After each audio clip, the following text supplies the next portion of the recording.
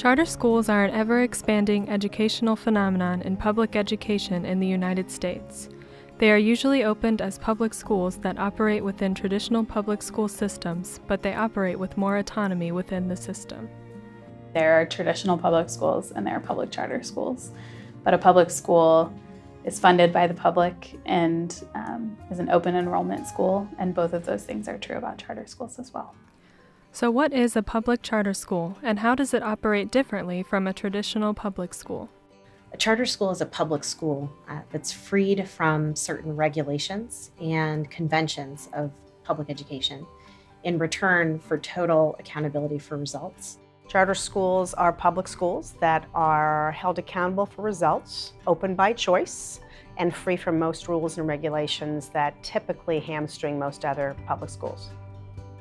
It is difficult for most people and parents to understand the operations of a charter school and how the process of opening a charter school works within the already existing school system. So how are charter schools created? Educators that wish to start a charter school must first draft a plan for the school's operation and a mission statement for what they hope the school will accomplish. Then they submit a charter application to a charter school authorizer, who is an organization that will oversee the school's operation and hold them accountable under contract. The charter founders and the authorizer will work together to get funding for the school and create a timeline for its opening. The authorizer will oversee the hiring of faculty and staff for the school and will help in the process of creating a school board, which, unlike traditional public schools, is usually appointed, not elected. The school leadership and the authorizer will then work to secure a facility for the charter school, which is not paid for by the state government as it would be with a traditional public school. After the facility and staff are prepared and the contract has been signed for a 3 to 5 year agreement with the authorizer, the school can open its doors. A charter school can often provide a different educational model. They have the flexibility to do that legally and just operationally because they don't necessarily have a larger school district who's dictating different policies or curriculums. So a charter school can be beneficial in that it provides another option and a different or more innovative option for families. I would define a charter school as hope and opportunity that needs to be filled. The idea of allowing really talented educators and really talented people to create schools that can work better than what we currently have for kids and families is an inspiring kind of hope and opportunity, especially for kids and families that need something better than what they're currently getting. Nearly 1 million students are on a waiting list for a public charter school. The reason we have charters to begin with that are offering these options in sort of a less constrained, more flexible environment to serve students is because doing the spending and serving students in the ways traditional schools have served them does not work for the vast majority of students. There were teachers who had ideas, who had things they thought they could bring to bear, sort of a whatever it takes mentality. There's nothing about the concept of charter that is inherently better. It's the opportunity to make that choice and to allow those schools to respond to the needs of customers in a very different way, including teachers as customers, that can potentially make them a better educational enterprise for everyone, or at least for some segment of the population. America spends more per pupil on public education than any other country in the world, and our results still lag behind many of our peers. The amount of money that we spend on education has increased dramatically over the past 3 or 4 decades, and our results have been stagnant. I remember going into buildings that had every flavor of school improvement that you could imagine over the past decades, and still, kids not only weren't getting what they needed, but even teachers and parents, the administrators, just all seemed like they couldn't get this done in some of these buildings. And in those situations, I think folks in the community were sort of throwing up their hands. What can we do? How can we fix this? Charter schools come with a long list of risks as they open, but some educators point to the alternative educational models and autonomy utilized by some charter schools as the key reason to take that risk for children. The best and strongest laws allow for a high degree of autonomy and the ability to be flexible in that educational environment and not have to respond to what is often kind of cultural artifacts of school districts. So a lot of times in large school districts, the individual schools inside of the district don't always have the ability to make school-based decisions that they think are right for their kids. And it's nobody doing this on purpose, but a lot of our large urban school districts kind of centralize many of the services and mandate certain things from the central office, where I think charter schools are one example of individual school leaders knowing what's right for their kids and having the ability to make mid-course corrections. Charter schools operate with a higher degree of autonomy, but that freedom can come at a price. Authorizers who control the contract of the charter school and its ability to meet state standards can choose to not renew the contract after a 3 to 5 year period. The authorizer is and should be the most rigorous, objective force, an entity, but that's still somewhat dispassionate to how things are being done as long as they're meeting their goals. And so the tension today is there's a push for authorizers to become more regulatory, more imposing, more demanding of what's happening in an attempt to supposedly prove that all schools, that they can be the best schools possible. But the reality is the more we push authorizers to take on that role, the more we're making them look like traditional school districts. While my role is to be hands-off and to hold a school accountable while protecting their autonomy to make school-based decisions that are in the best interest of students at the ground level, I also have a lot of resources at my disposal and connections in the city. And so if I can be helpful to a school by connecting them to those resources when they ask for it, then I'm happy to do that. The ultimate responsibility of school performance is their governing board. And so it's my job to hold them accountable to that. Their job is to hold their school leader accountable to getting results, whose job it is to hold their teachers accountable for high quality instruction. Authorizers ought to really support the mission of these schools and understand that one of the facets of a great charter school movement or a great charter school sector is that those schools are a little bit freer from regulation in return for results. When a child moves from a traditional public school to a charter school, the public dollars allotted for that child moves with them. These dollars shift hands frequently, as some charter schools may only stay open for 3 to 5 years before closure. Kids don't belong to schools, all right? They belong to their parents. And no school is entitled to any set amount of money or any set amount of kids. Again, if we're going to put students first in this, we need to make sure that students are first, not adults, not school buildings, or school instructors or facilities. This doesn't have to be a zero-sum game either. Charter school authorizers are seldom held accountable when a school is not going to have their charter contract renewed, and communication between authorizers and school administration is reported to be minimal by most school administrators. I think if an authorizer is doing a service to the school, that regular monitoring, regular communication should be happening, meaning I should know whether or not we're going to be renewed, because I should have known up to that point, had we done the things that the authorizer asked us to do.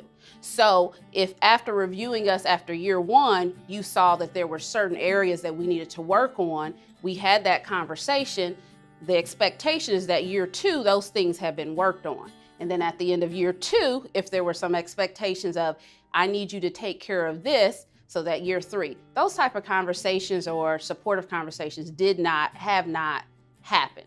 We're visited twice a year by someone from the state, which is 5 times more over these last 3 years than we've been visited by someone from our authorizer.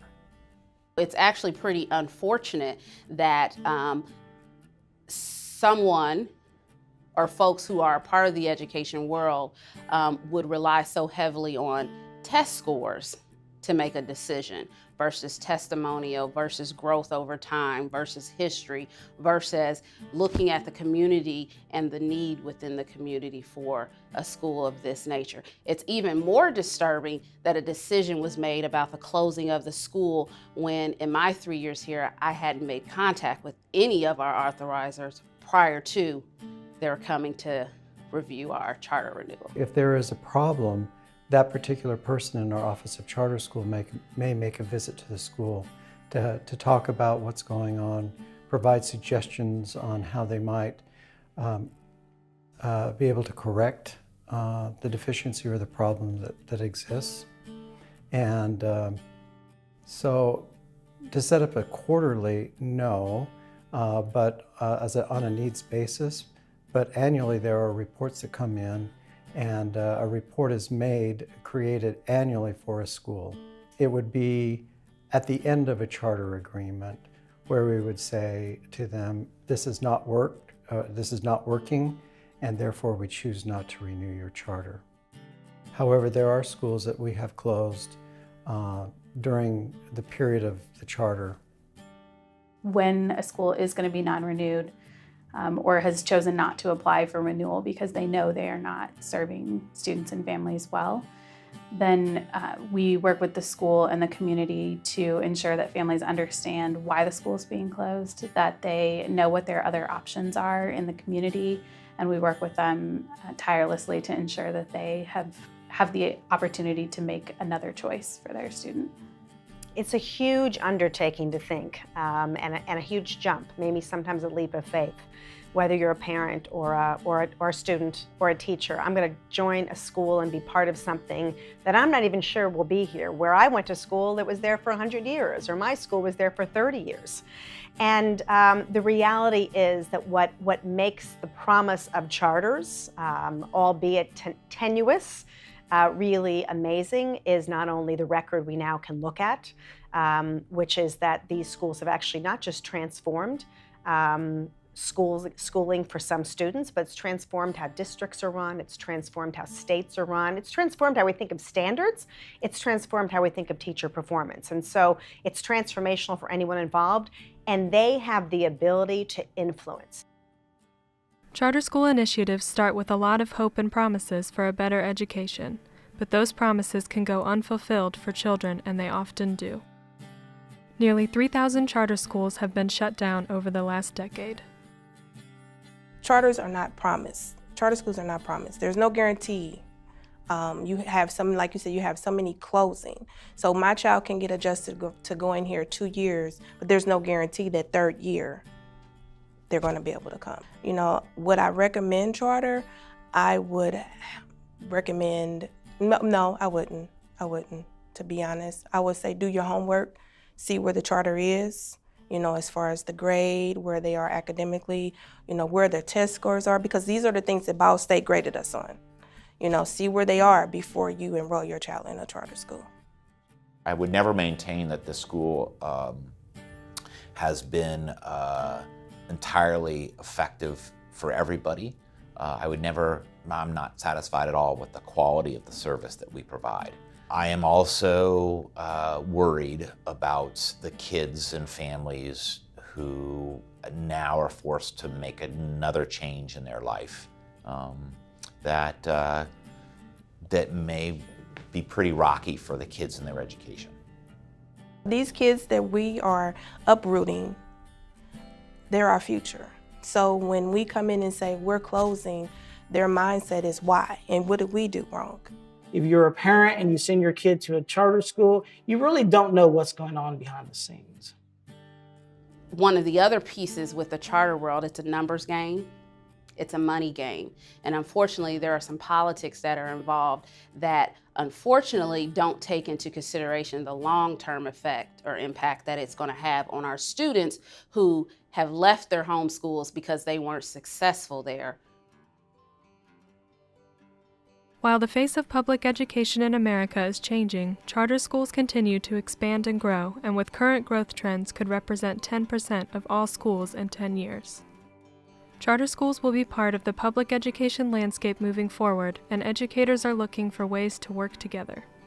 Charter schools aren't the only answer, though I think that high-performing charter schools do tend to provide quality options, especially for low-income kids that oftentimes lack access to high-quality educational options. So I see charter schools as one way to really improve the lives of a lot of kids in our city.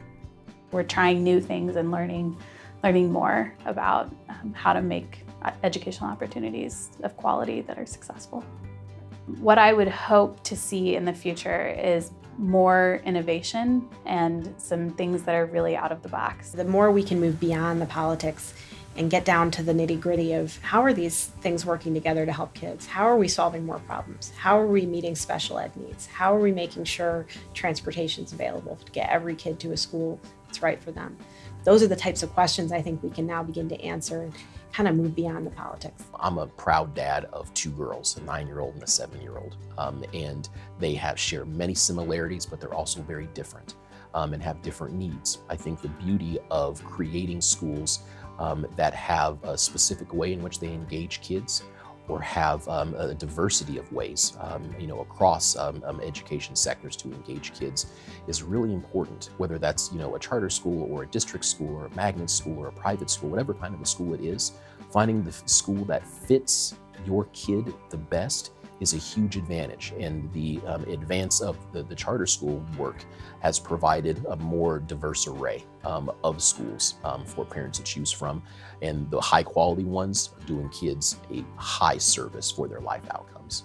If we're focused as a country on the values of equity and equality and equal access for everybody, regardless of race, class, or zip code, then it's a travesty that we're not providing quality access to everybody that lives in our country. Just because of where you live or what you look like is a destiny to a low quality education just isn't true. And those really high performing charter schools, especially in urban areas, are very, very clearly showing that that is a myth and that all kids can learn at extraordinarily high levels. Not that charters are the only entities doing that. There are certainly some district schools and magnet schools and other schools that are doing tremendous work on behalf of kids and families. But I think we are seeing in the charter sector, especially the high performers, that it is very much worth the investment.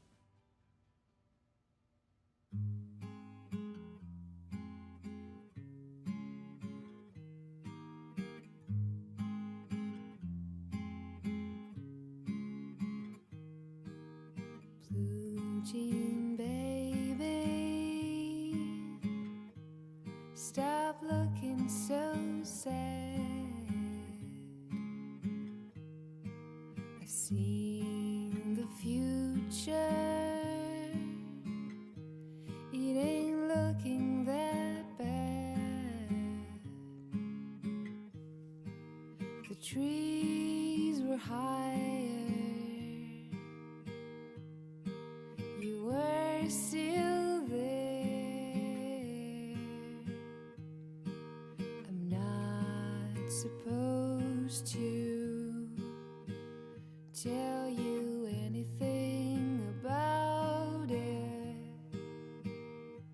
You say that all is over now, but I've seen it you get through somehow. You must find the way, 'cause I've seen it you get through